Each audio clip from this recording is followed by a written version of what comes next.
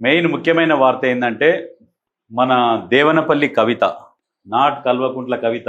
చాలామంది కూడా ఇప్పుడు పేపర్ వాళ్ళు కావచ్చు, టీవీ వాళ్ళు కావచ్చు, ఏమనంటే కల్వకుంట్ల కవిత కవిత అని వేస్తున్నారు. కానీ దేవనపల్లి కవిత కేసీఆర్ కూతురు లేఖ రాసింది, బహిరంగ లేఖ రాసింది. ఆ లేఖ సారాంశం ఏం రాసింది అంటే అందరూ ఒక్కొక్కరు ఒక్కొక్క విధంగా అంటున్నారు. డాడీ భాజపాను మరింత టార్గెట్ చేయాల్సిందేమో, తప్పు చేసిర్రు అన్నట్టుగా. ఆ పార్టీపై 2 నిమిషాలే మాట్లాడారు. భవిష్యత్తులో ఆ పార్టీతో పొత్తు ఉంటుందనే ఊహాగానాలు. మీ ప్రసంగంలో రేవంత్ పేరు ప్రస్తావించకపోవడం ప్రజలకు నచ్చింది. ప్రస్తావించకపోవడం ప్రజలకు నచ్చింది కాదు, ఆయన అహం అడ్డొచ్చింది, ఇగో అడ్డొచ్చి పేరు ప్రస్తావించలేదు అన్నట్టు. సభ విజయవంతంతో పార్టీ శ్రేణుల్లో ఉత్సాహం. సభ విజయవంతం ఎక్కడైంది?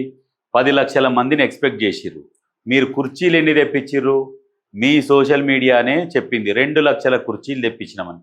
2 లక్షల కుర్చీలలో ఎన్ని కుర్చీలు ఖాళీ ఉన్నాయి? దాదాపు ఒక 50,000 కుర్చీలే ఖాళీ ఉన్నాయి అనుకుందాం. ఎక్కువ అంటే లెక్కేసుకోరు మీ సభ ఎంత సక్సెస్ అయిందని. రజతోత్సవ సభ అనంతరం కేసీఆర్కు కవిత లేఖ. 2 నిమిషాల రజతోత్సవ సభలో పార్టీని ఇంకా టార్గెట్ చేసి ఉండాల్సింది. ఎమ్మెల్సీ ఎన్నికల్లో పోటీ చేయకుండా బీజేపీకి సాయం చేశామనే సందేశాన్ని కాంగ్రెస్ ప్రజల్లోకి తీసుకెళ్లింది.